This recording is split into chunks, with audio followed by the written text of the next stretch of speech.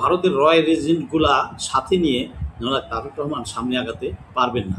কারণ তার পিঠে আমার মাননীয় প্রধানমন্ত্রী জনাব তারেক রহমানের পিঠে চাক্কু মারবে কিন্তু এই রয়ের শয়তানগুলা, যারা বিএনপির ক্যাবিনেটে আছে, যারা আছে এরাই করবে ক্ষতিটা। জনগণ ক্ষতি করবে না কখনোই। দেশের জনগণ তারেক রহমানকে ভালোবাসে। ভারতকে আমি বলবো, আগে অরুণাচল সামলান। আপনার অরুণাচল চলে যাচ্ছে, ভারতীয় জনগণ কিন্তু জানেও না। বেশ উল্লেখযোগ্য সংখ্যক ভূমির পরিমাণ কিন্তু ভারতীয়রা বা চীনারা দখল করে নিয়েছে, এবং সেই সকল এলাকার, অরুণাচলের ওই সকল এলাকার লোকগুলা যেগুলা রয়ে গেছে ওখানে, তারা চীনা নাগরিকত্ব গ্রহণ করছে এবং তারা বিদেশে গেলে চীনা পাসপোর্টেই যাবে। তারা কমফোর্টেবল উইথ দি চাইনিজ। হ্যাঁ, এখন ভারত নিজের এত সমস্যা থাকার পরও অন্য দেশের, বিশেষ করে বাংলাদেশের পিছনে আঙ্গুল দিয়ে বেড়াচ্ছে। এটা তার খুবই, তার লাভ তো হবেই না, ক্ষতির পরিমাণ সে বেশি। কারণ সে নিজ দেশের দিকে নজর দিচ্ছে না, নিজ দেশের জনমানুষের জীবনমান উন্নয়নের জন্য কোনো কাজ করছে না। কৃষক আত্মহত্যা করছে ঋণের দায়ে। আমরা দেখেছি গত ইন্টারিম গভর্নমেন্টের পিরিয়ডে ভারতের কী হাহাকার অবস্থা। এতগুলা ওখানে বলে সময় নষ্ট করতে চাই না, তবে একটা বলি তার আগে আপনি আমাকে মনে করাবেন, তারেক রহমান সাহেবেরটা পরে বলবো।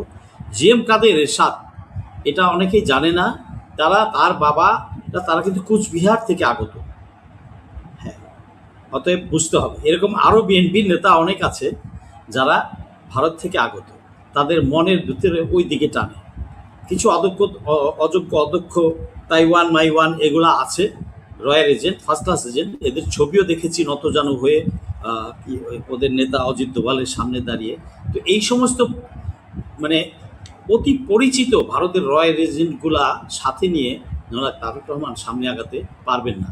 কারণ তার পিঠে আমার মাননীয় প্রধানমন্ত্রী জনাব তারেক রহমানের পিঠে চাক্কু মারবে কিন্তু এই রয়ের শয়তানগুলা, যারা বিএনপির ক্যাবিনেটে আছে, যারা আছে এরাই করবে ক্ষতিটা।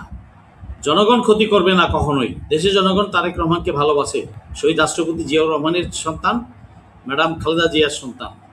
তো হাজার হলেও তার ভিতরে ভালো গুণ আছে, এবং উনি পারছেন না এই মুহূর্তে। লিমিটেশন আছে তার অনেক। লিমিটেশন কারা? তার বাধা কারা? তার নিজের দলের লোকরাই। বিরোধী দল লাগবে না, জনগণ লাগবে না, জনগণের আন্দোলনও লাগবে না। এই তার দলের ভিতরে থাকা যে মোদির বীর্যগুলো আছে, ভারতের সেবাদাসগুলো আছে, হাসিনার সাথে মিলমিলাপ করে 16 বছর হাসিনার রেশন খেয়েছে যে চরিত্রগুলো আছে বিএনপির ভিতরে, এগুলাই কিন্তু বিএনপির ক্ষতি করবে এবং তারেক রহমানকে ক্ষতি করার আপ্রাণ চেষ্টা করে যাবে। এটা পরিষ্কারভাবে আমি বললাম।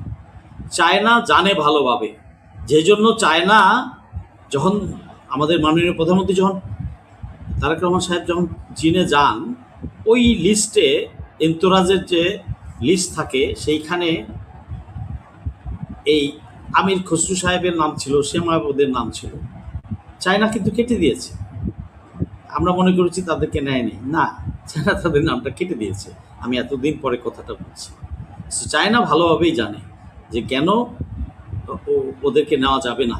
কারণ এই তাইওয়ানের বিরুদ্ধে কাজ করছিল, তাইওয়ানের পক্ষে কাজ করছিল ঢাকায়, তারপরে অফিস খুলেছিল, তারপর এরা রয়্যাল এজেন্ট, এগুলো সব জানে চায়না কিন্তু দুনিয়ার খবর রাখে।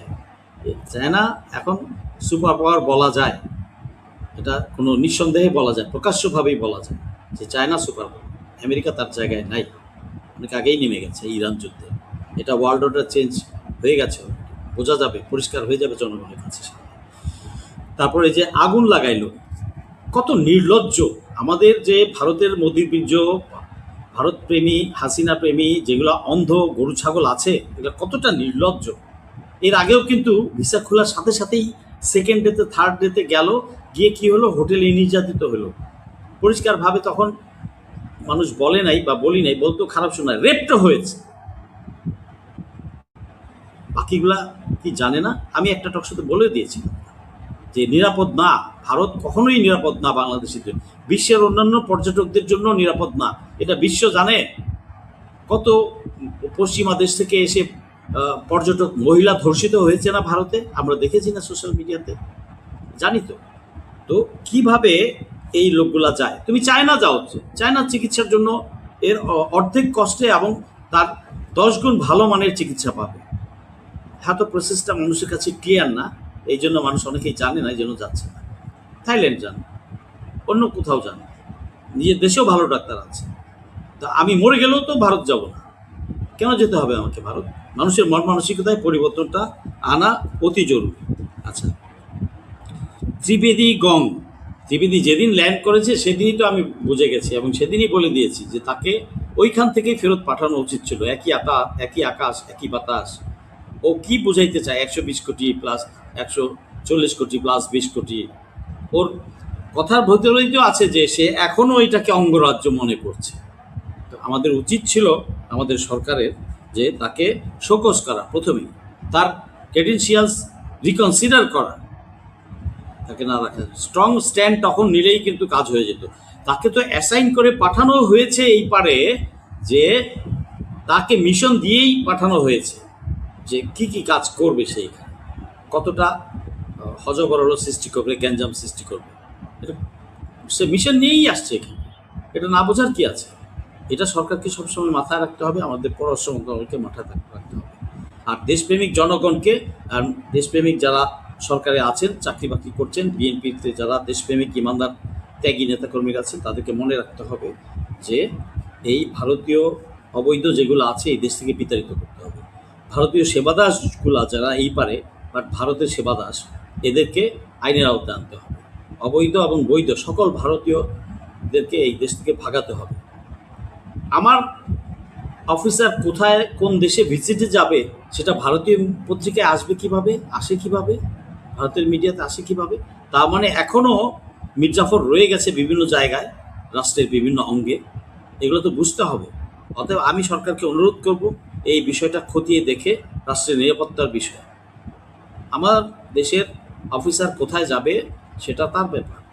যাওয়ার আগেই কিভাবে জেনে যায়, কিভাবে তাদের হাতে খবর চলে যায়, তার মানে আমার লিকেজ আছে কোথাও, এটা ফাইন্ড আউট করে অবিলম্বে ব্যবস্থা নিতে হবে। এবং এখন থেকেই সব ময়লা পরিষ্কার করা শুরু করতে হবে।